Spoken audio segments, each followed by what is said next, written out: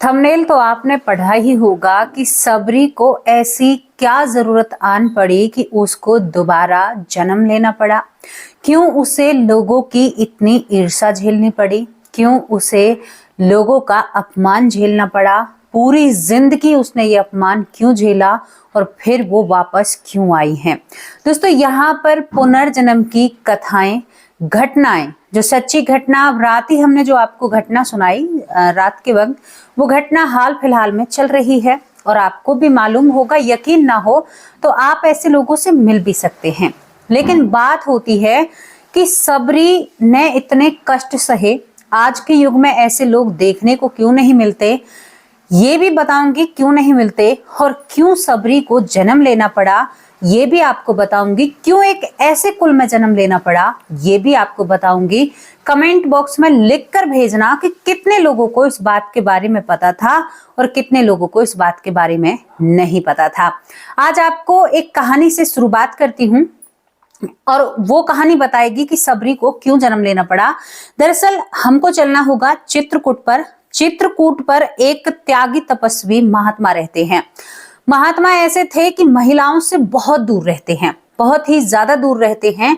और यहाँ पर उन महात्मा की बड़ी महिमा है। उनकी जीवन से कई कहानियां, कई घटनाएं जुड़ी हुई हैं। यहाँ पर कहते हैं कि उनके सत्संग में स्वयं भगवान नारायण सिरकत यानी आया करते थे और वहां पर उनके साथ सत्संग किया करते थे। ये बातें बहुत ही ज्यादा मशहूर यानी प्रचलित हैं।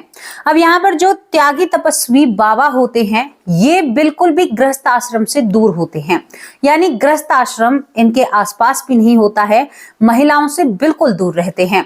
अब आपको मैं बताती हूँ कि यहाँ पर क्या जुड़ता है। जब ये महिलाओं से दूर रहते हैं तो यहाँ पर हमारे भगवान जो श्री नारायण होते हैं वो बहुत ही ज्यादा पसंद करते थे इन त्यागी को। मतलब उनकी तपस्या ने भगवान श्री नारायण वैकुंठधारी को रीझ लिया था और सरकार जिस पर रिझ जाए उसके लिए तो वो सब कुछ, कहते हैं ना कि अपने आप को भी उसे समर्पित कर सकते हैं। इतने प्यारे भगवान नारायण हैं, वो तो हमारे पिता हैं, हमारी क्यों नहीं सुनेंगे। तो वो जब अपने भक्त से प्रसन्न हो जाते हैं ना तो उनकी महिमा ही अलग होती है। अब मैं आपको बताऊं कि ये यहाँ पर आते हैं और भगवान नारायण जल्दी जल्दी अपनी पाग संभालते हैं, अपने वस्त्र संभालते हैं और जाकर सत्संग में बैठ जाते हैं। यहाँ पर दूसरी तरफ जो चित्रकूट पर त्यागी बाबा होते हैं वो अपने कीर्तन भजन में हमेशा लगे रहते हैं। बहुत उन्हें अच्छा लगता है और अपने भजन से बहुत ही ज्यादा प्रसन्न रहते हैं। दोस्तों, इसके बाद यहाँ पर भजन चलता रहता है और भगवान श्री विष्णु हमारे वैकुंठधारी उनके भजन में उनका साथ निभाते हैं, उनके साथ कीर्तन करते हैं। कितना मनमोहक वो दृश्य होगा, देखकर और सुनकर ही, मतलब सुनकर ही अंदर भाव ऐसे जाग रहे हैं, काश उस समय में हम भी हों, शायद होंगे भी उस समय कहीं ना कहीं। अब यहाँ पर ये जो विष्णु भगवान है जब रोज आते हैं तो लक्ष्मी जी इन्हें रोज देखती हैं। वो कहती है कि तुम अपनी पाग, अपने वस्त्र, अपने सब कुछ संभाल कर कहाँ जाते हो नारायण, और मुझे छोड़कर जाते हो। मैं तो आपकी अर्धांगिनी हूँ, मैं आपके साथ चलूंगी। तो यहाँ पर श्री कृष्ण भगवान कहते हैं कि नहीं लक्ष्मी जी, आपको मेरे साथ नहीं चलना चाहिए। मैं एक ऐसी जगह जाता हूँ जहाँ मेरा एक भक्त है और वो मेरी बहुत तपस्या करता है, मेरी तपस्या में वो लीन रहता है और मैं तुम्हें वहां पर नहीं ले जा सकता क्योंकि वो माताओं से और महिलाओं से बहुत दूर रहता है, बिल्कुल भी पसंद नहीं करता है वो महिलाओं को। अब यहाँ पर जो माता हैं लक्ष्मी माँ, वो तो बिल्कुल प्रसन्न हो जाती हैं, कहती हैं कि आप जिस पर रीझ गए वो कितना अच्छा भक्त होगा। नहीं, मैं भी आपके साथ चलूंगी, अगर आप मुझे लेकर नहीं गए तो मैं आपसे रूठ जाऊंगी। अब यहाँ पर गरुड़ को बुलाया जाता है, गरुड़ महाराज को, और यहाँ पर लक्ष्मी माँ को। श्री विष्णु भगवान, हमारे प्यारे विष्णु भगवान, उनके बारे में तो मैं शब्द बोल ही नहीं सकती। लक्ष्मी जी को गरुड़ पर विराजमान होकर दोनों ही जने उनके सत्संग में पहुंच जाते हैं। दूर से ही जो मोढ़ा होते हैं, संत होते हैं, वो देखते ही कहते हैं कि देख भाई, तू आ रहा है मेरे कीर्तन में, वो बहुत बड़ी बात है, लेकिन ताई माई का यहाँ पर कोई काम नहीं है। अब लक्ष्मी जी एकदम हैरान और खड़ी रह जाती हैं। वो कहते हैं कि अगर ये आएंगी तो मैं कीर्तन नहीं करूंगा, मैं भजन नहीं करूंगा, ताई माई से मैं बहुत दूर रहता हूँ, इन्हें बाहर ही बिठाइए। अब विष्णु भगवान मुस्कुराते हुए कान को पकड़ते और कहते हैं कि प्यारी, ये मेरा बहुत प्रिय है, तुम्हें बातें माननी होंगी। लक्ष्मी माँ भी सम्मान करते हुए वहां पर बैठ जाती हैं। बाहर बैठकर पूरा सत्संग, पूरा कीर्तन सुनती हैं और उसके बाद बाबा अपना सत्संग करने के बाद यहाँ पर श्री भगवान से कहते हैं, विष्णु भगवान से, कि देखो आप मेरे भजन कीर्तन में आते हो, बहुत अच्छी बात है, लेकिन मेरी एक बात सुन लीजिए, आज तो ताई माई को ले आए हो, हाँ ये मेरी माँ है और मैं इनको भोजन यानी मैं जो भी खाता हूँ पहले आप लोगों को ग्रहण कराता हूँ, उसे पता था ये भगवान है, लेकिन वो कहते हैं कि आज के बाद माई को साथ मत लाना, क्योंकि यहाँ पर मैं बिल्कुल ऐसे ही रहना चाहता हूँ जैसे पहले था। मैं फकीर हूँ, मैं पूजा पाठ करता हूँ, भगवान को मानता हूँ, मैं अपनी आस्था में रहता हूँ, मैं दुनियादारी से बहुत दूर रहता हूँ। मुझे लक्ष्मी जी से कोई भी यानी कहते हैं ना कि कोई भी हमें तो लालच नहीं है। दोस्तों ये बात सुनकर लक्ष्मी जी बड़ी प्रसन्न होती हैं। दोनों जने वैकुंठ धाम जब पहुंचते हैं, वैकुंठ धाम पहुंचते ही लक्ष्मी जी कहती है, स्वामी आपके जो भक्त थे बड़े तेज और बड़े गुणवान थे, अरे उन्हें तो बिल्कुल भी, मैं जहां पर नहीं रहती हूँ वहां पर मायूसी छा जाती है। कौन बाबा, कौन बड़ा सेठ और कौन गरीब, सब कोई मुझे पाने की चाह में रहता है, लेकिन उस संत के अंदर बिल्कुल भी घमंड नहीं था, बिल्कुल भी ऐसी चीजें नहीं थी। यहाँ पर लक्ष्मी माँ कहती हैं कि प्रभु मैं उनको अपने घर निमंत्रण देना चाहती हूँ, आखिरकार हम भी तो गृहस्थाश्रम में हैं, हम उन लोगों की सेवा करना चाहते हैं, हम भी गृहस्थ आश्रम में रहते क्योंकि भगवान विष्णु गृहस्थ आश्रम में रहते हैं। दोस्तों यहाँ पर विष्णु भगवान कहते हैं, हाथ जोड़कर देवी मैं आपसे कह रहा हूँ, आप कृपया करके इन बात को यहीं पर बंद कर दीजिए, हमें उनको नहीं बुलाना है और जैसे चल रहा है वैसे ही चलने दीजिए। यहाँ पर जैसे ही हमारी लाडली जी सुनती हैं बात, वो कहती हैं कि नहीं स्वामी, मुझे तो उन्हें घर पर भोजन के लिए बुलाना है। और लक्ष्मी माँ बड़ी भाव से तैयारी करती हैं और भाव से वो तैयारी करने के बाद यहाँ पर मतलब 56 भोगों को कहती है, भगवान श्री विष्णु से कहती हैं कि मैं 56 भोग संत के लिए बनाना चाहती हूँ और आप उन्हें जरूर बुला कर लाना। भगवान कहते हैं जैसी आपकी इच्छा, आपके आगे तो मैं क्या कर सकता हूँ।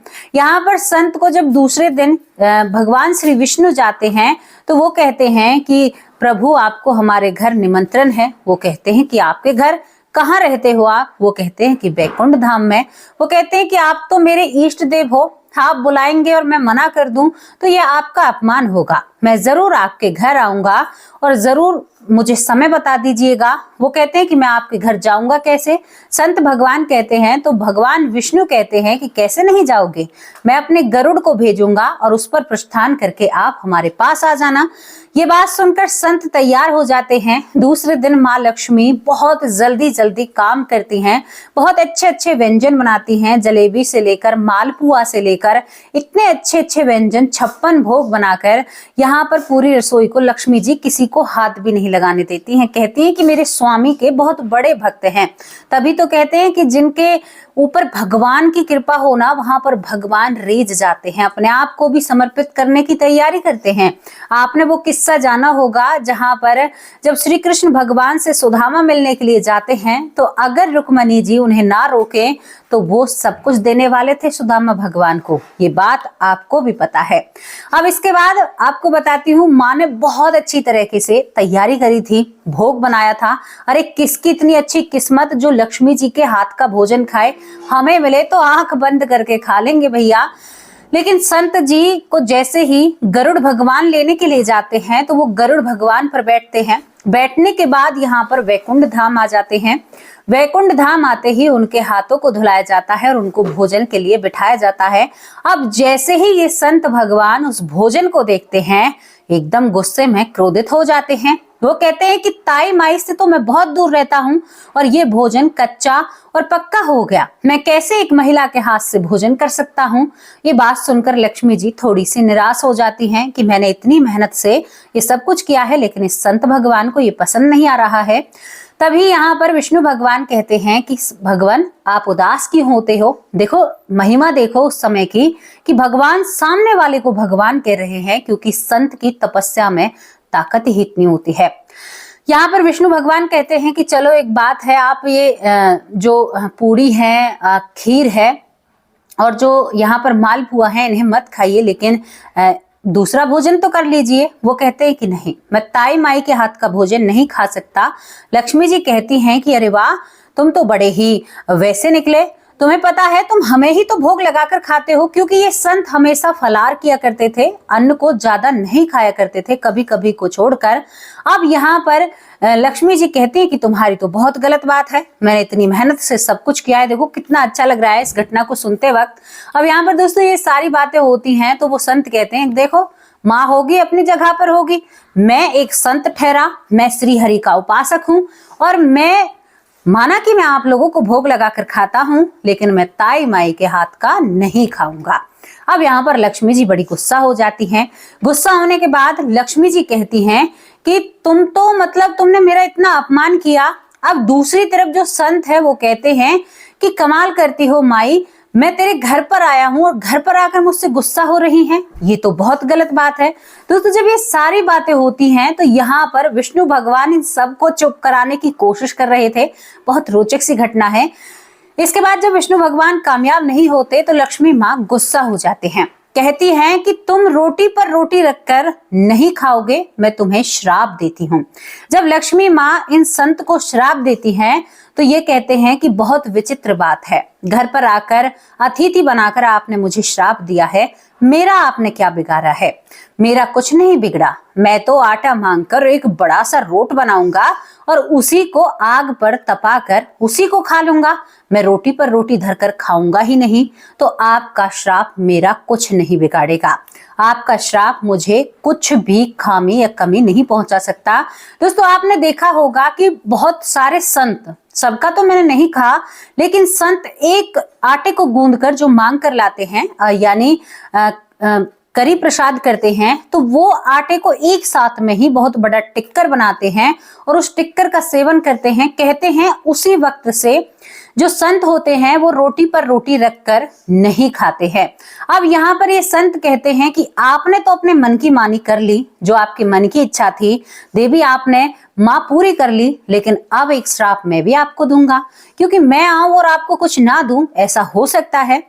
भगवान ऐसी कृपा ऐसी माया कहाँ देखने को मिलती है। संत कहते हैं कि मैं तो बहुत अच्छे से जीवन को बिताऊंगा, मेरे बाद के जो भी संत होंगे वो भी जीवन अच्छे से बिताएंगे, लेकिन आप जो है ना एक ऐसे वंश में यानी सबर कुल में पैदा होंगी और सबर कुल में पैदा होने के बाद दूसरों की निंदा, रास्ते को साफ करना, यहाँ पर आपको संतों की सेवा करनी होगी, उसके बाद बड़ी तड़पोगी आप, पूरा जीवन आपका निकल जाएगा, आखिर में आपको राम भगवान मिलने के लिए आएंगे, तब तक आप भगवान के लिए तड़पोगी, ये मैं आपको श्राप देता हूं और सबर कुल में आपका जन्म होगा यानी वंश में।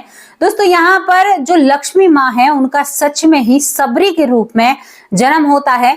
जब उनका सबरी के रूप में जन्म होता है तो आपको पता है कि उनको कितनी आलोचना, कितनी दुख, कितनी तकलीफें झेलनी पड़ी थी। वहां पर उन्हें अपने जीवन को सुधारने के लिए राम एक श्राप के कारण ये सब कुछ हुआ था और वो रोज संतों की सेवा करती थी, जंगल से लकड़ियां बीनती थी, हवन के लिए इकट्ठा करती थी। पूरा जीवन उन्होंने अपना राम की रहा, क्योंकि रोज फूल बिछाया करती थी और मेरे राम कब आएंगे, बस यही करा करती थी। ये वही श्राप है जो सबरी को सबरी यानी लक्ष्मी माता को मिला था और उन्होंने सबरी के रूप में वो रचना रची थी, यानी एक माया जो भगवान की माया थी, वो श्राप वहां पर खत्म होता है। तभी सबरी को इतने दिन वहां पर ऐसे सब कुछ करना पड़ता है। ये है सबरी के पुनर्जन्म की घटना, जिन्हें लोग नहीं मानते हैं। पुनर्जन्म कोई आज का किस्सा नहीं है, पुनर्जन्म कोई आज की कहानी नहीं है। जितने भी किरदार भगवान के हुए हैं, जितनी भी चीजें हुई हैं, वो जितने श्राप लगे थे ना, हालांकि आज भी है श्राप का, क्यों नहीं मानते? क्योंकि किसी कहते हैं ना कि हाय बुरी गरीब की लोहा भस्म है जाए, तो मैं आप लोगों से कहना चाहती हूँ कि कभी भी किसी गरीब के उस हाय को श्राप ही कहते हैं, कभी किसी का श्राप मत लेना। और दोस्तों एक घटना मैंने बताई थी जहां पर एक राजवंश को करीबन 8 पीढ़ियों तक एक श्राप का भुगतान करना पड़ा था। हालांकि इन्होंने बहुत कोशिश करी श्राप को काटने की, लेकिन वो अपने आप ही वो प्रभाव हटता है। तो कभी भी किसी का श्राप मत लेना। श्राप के कारण माता लक्ष्मी को सबरी के रूप में धरती पर आना पड़ता है और राम भगवान का वो इंतजार करती रहती हैं। रोज रास्ता झाड़ना यानी झाड़ू लगाना, फिर फूल बिछाने, फिर फूल समगाने, रोजीना भगवान के लिए बेर रखने, ये सभी उस घटना से संबंधित है। संत जो होते हैं, संत भगवान, वो हमेशा रोटी ही खाते हैं या टिक्कर खाते हैं, वो रोटी पर रोटी रखकर नहीं खाते हैं, उनको श्राप है। तो दोस्तों ये घटना इस तरह से थी। और इसमें आपको कैसा लगा इस पूरी कहानी को, इस पूरी घटना को सुनकर अपनी राय कमेंट बॉक्स में जरूर लिखना।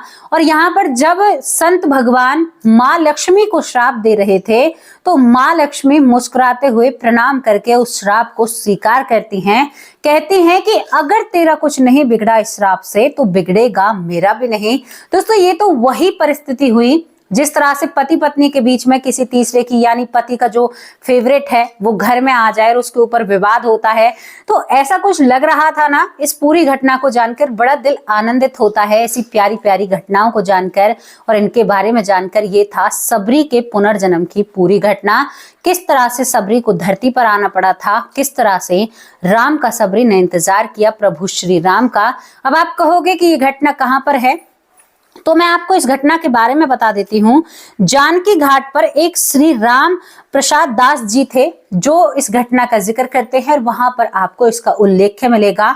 वो बहुत बड़े व्यास जी थे और बहुत अच्छी तरीके से इन चीजों को लोगों को समझाया करते थे। तो आपको सबूत के तौर पर ये सारी चीजें दिखाई हैं और सबरी की जिंदगी से तो कौन वाकिफ नहीं है। ये सच्ची घटना आपको कैसी लगी अपनी राय कमेंट बॉक्स में जरूर रखना।